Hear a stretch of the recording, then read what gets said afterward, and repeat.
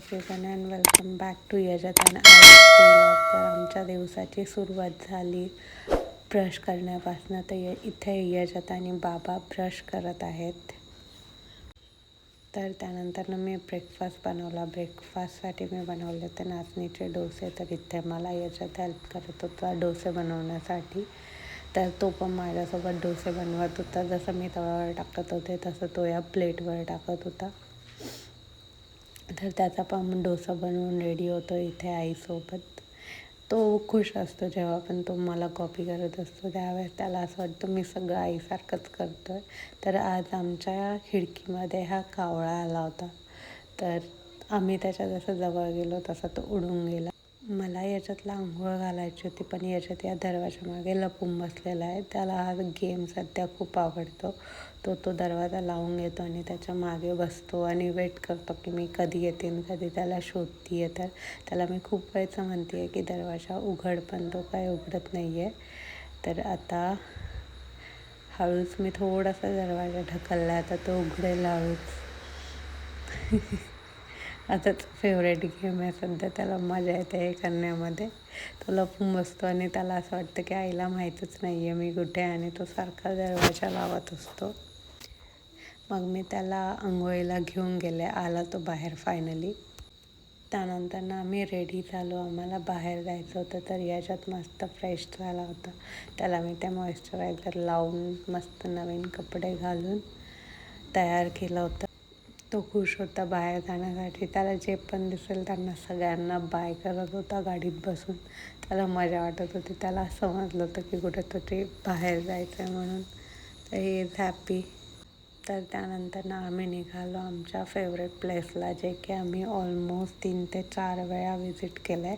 आम्ही प्रत्येक वेळेस मान्सूनमध्ये विजिट करत असतो जेव्हा पाऊस पडतो त्यावेळेस, पण यावेळेस आम्ही समरमध्ये गेलो आहे त्या प्लेसला. तर फर्स्ट टाईमच जातो आहे आम्ही समरमध्ये. आम्हाला हे काका दिसले होते जे MIT चालवत होते जुनी. त्यानंतर आम्ही फायनली पोहोचलो. तर बदक होते आमच्या रूमसमोर जे इथे गवत खात बसले होते. तर ही आहे आमची रूम आणि हा आहे व्ह्यू.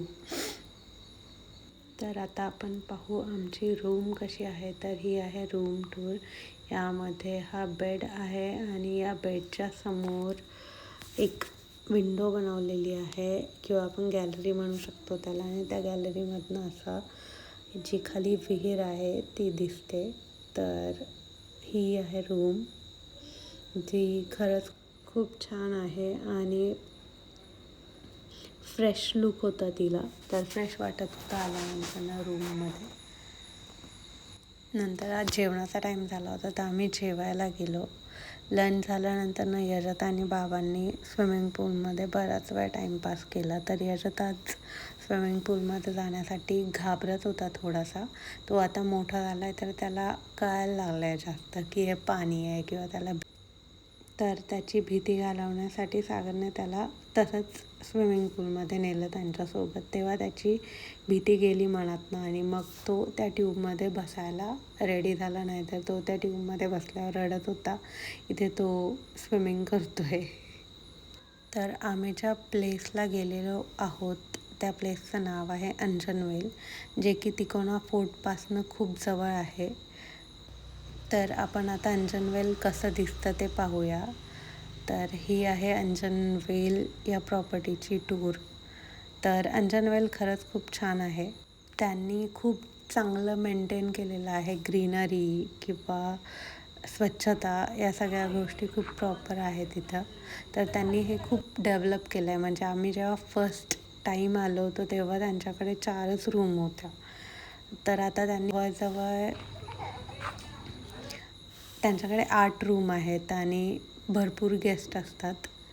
आणि त्यांनी हळूहळू डेव्हलप केलं आहे. तर पहिले स्विमिंग पूल नव्हता, आता तिथे स्विमिंग पूल पण आहे. इथे फंक्शन पण होतात छोटे मोठे. बर्थडे करू शकतो आपण, ॲनिव्हर्सरी करू शकतो. इथे कॅम्पेन पण चालते. फ्रायडे सॅटर्डे लोक कॅम्पेनसाठी पण येतात. तर इथे फायरफ्लाईज फेस्टिवल पण ऑर्गनाईज करतात ते. तर अशा बऱ्याच गोष्टी करतात. तर इथे पॉटरी, परत अजून कांस्य थाई मसाज आणि बॉडी मसाजर पण आहे, जे त्यांनी नवीन आणलं आहे सध्या. त्यानंतर हा आहे स्विमिंग पूल,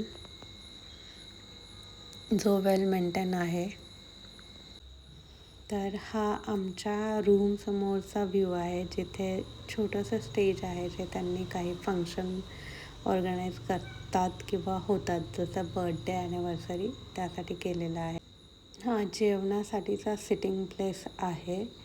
तर इथे बॅक साईडला कॅम्पेन चालते, जिथे टेंट लावलेले आहेत. तर इथे पॉटरी पण आहे, आपण पॉटरी करू शकतो. ही मुलगी शिकवते पॉटरी बनवायचं. तर इथे मी तिच्यासोबत बसून पॉटरी शिकते आहे. आम्ही छोटासा फ्लॉवर पॉट बनवला आहे.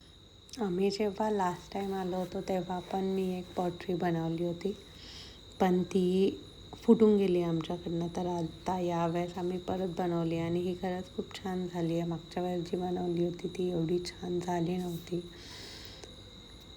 ती खूप छान शिकवते, गाईड खूप छान करते आपल्याला, जेणेकरून आपल्याला ते जमतं बनवायला. तर मी जेव्हा लहान होते तेव्हा आमच्या शेजारी एक काका होते, जे हे सगळं बनवायचे, जे मी पाहिले लहान असताना. जेव्हा मी शाळेत होते त्यावेळेस मी खूप वेळ बघायचे हे, कारण ते खूप छान वाटायचं बघताना. ते जसं बनवतात किंवा असं बोट लावून ते त्याचे कार्ड बनवतात, या गोष्टी मी लहानपणी ऑब्झर्व केलेल्या आहेत जेव्हा पण ते बनवायचे त्यावेळेस. तर तेव्हापासून मला असं वाटायचं की मला पण बनवायचं आहे त्यांच्याकडे पाहून. तर ती इच्छा पूर्ण झाली आहे. हा आहे फायनल रिझल्ट. आता हा आम्ही आमच्या घरी घेऊन जाणार आहेत. त्यानंतर आम्ही गेलो होतो वाघेश्वर टेम्पलला, जे की पवना धरणात आहे. तर जेव्हा पण हे पाणी कमी होतं तेव्हाच ते टेम्पल दिसतं. तर आम्ही या टेम्पलला लास्ट टाईम पण विजिट केलं होतं, जेव्हा हे फेमस झालं होतं इंस्टाग्राम रील्सवर. त्यावेळेस यजत नव्हता. आत्ता म्हटलं की यजत आहे, तर यजतला पण पाहायला मिळेल आणि यजतला पाणी असलेले प्लेस पाहायला आवडतात. तर हे आहे ते टेम्पल जे आम्ही पाहण्यासाठी गेलो होतो. हे एक महादेवाचं मंदिर आहे आणि तिथे खूप गर्दी होती, कारण सध्या समर वॅकेशन चालू आहेत, त्यामुळे सगळीकडेच गर्दी असते. तर या टेम्पलला पण खूप गर्दी होती, लाईन लागलेली दर्शनासाठी. तर आम्ही इथे बराच वेळ होतो, कारण की आम्ही जेव्हा गेलो त्यावेळेस सनसेटची वेळ झालेली होती आणि वातावरण खूपच छान झालेलं होतं. तर या टेम्पलच्या जवळ गेल्यानंतर साईडला 2 किल्ले आहेत, तिकोना आणि तुंग. तर आम्ही तिकोणाला ट्रेकिंग केलेली आहे. जेव्हा आम्ही फर्स्ट टाईम आलो होतो तेव्हा आम्ही तिकोणा ट्रेकिंगसाठीच आलो होतो. तर मध्ये आम्हाला हे अंजनवेल दिसलं होतं. तर आम्ही आत जाऊन विचारलं की रूम आहे की नाही. तर त्यावेळेस एकच रूम शिल्लक होती त्यांच्याकडे. तर मग आम्ही तिथे स्टे केला होता. तर तेव्हापासूनच आम्हाला अंजनवेल खूप आवडलं होतं, कारण त्यांनी आम्हाला त्यांच्याकडे जे पण काही झाडं आहेत त्याची माहिती दिली होती. आता आपण पाहूया बाबांची आणि यजतची स्विमिंग पूलमधली मस्ती. तर बाबा इथे यजतला स्विमिंग करायला शिकवत आहेत आणि मागे जी मुलगी आहे तिला पण तिचे बाबा स्विमिंग करायला शिकवत होते. बट तिला स्विमिंग येत होतं, कारण की ती चांगलं स्विमिंग करत होती. त्यानंतर यजतने परत ट्यूबमध्ये बसून स्विमिंग पूलचा आनंद घेतला. पहिले तर यजतला या बोटमध्ये बसवलं होतं, कारण त्याला थोडंसं फॅमिलियर करायचं होतं पाण्याशी. तो घाबरत होता जेव्हा फर्स्ट टाईम त्याला त्या ट्यूबमध्ये बसवलं त्यावेळेस. तर मग जेव्हा तो या बोटमध्ये बसला, थोडंसं फिरला, त्यानंतर त्याची भीती गेली मनातनं आणि मग तो कॉन्फिडेंटली गेला पाण्यात. दुसऱ्या वेळेस तर त्याला या बोटमध्ये मजा येत होती, पण ती बोट बॅलन्सिंग बोट होती, तर मध्येच तो थोडासा पुढे येत होता किंवा मागे जात होता. मग भीती वाटत होती, त्यामुळे आम्ही त्याला त्यातनं काढून ट्यूबमध्ये बसवलं. तर इथे तो काय करत होता, जेव्हा त्याला त्याचे बाबा स्विमिंग करताना दिसत होते तेव्हा तो परत पाण्यात जायचं म्हणत होता. त्यानंतर संध्याकाळी आम्ही गेलो होतो काजवा फेस्टिवल पाहायला. काजवा हा कुठल्याही कीटकाप्रमाणेच एक कीटक, बिटल जातीचा, बिटल म्हणतो ना आपण, तशा पद्धतीचा कीटक हा. म्हणजे कुठल्याही कीटकाची जसं अंडी, अळी, कोश आणि मग पूर्ण कीटक असं जसं असतं त्याच पद्धतीनं काजव्यांचंही असतं. तर हे काजवे जे राहतात ते एका झाडांवर असतात. त्याचा एक होस्ट प्लांट करण्यासाठी हे चमकत असतात, सिग्नल सोडत असतात. आता आपल्याकडे अजून एक काय झालं की खूप मोठ्या प्रमाणात लाईट्स आल्या आपल्याकडं. वाहनांच्या लाईट्स आल्या, घरांमधल्या लाईट्स आल्या, स्ट्रीट लाईट्स आल्या. यामुळं खूप प्रकाश झाला आणि हा प्रकाश हा यांच्या काजव्यांच्या एकंदरीत अनुकूलतेसाठी घातक म्हणजे त्यांची. आणि काजवे पाहणं खरंच खूप मॅजिकल होतं. ते खूपच मस्त आणि खूप छान चमकत होते.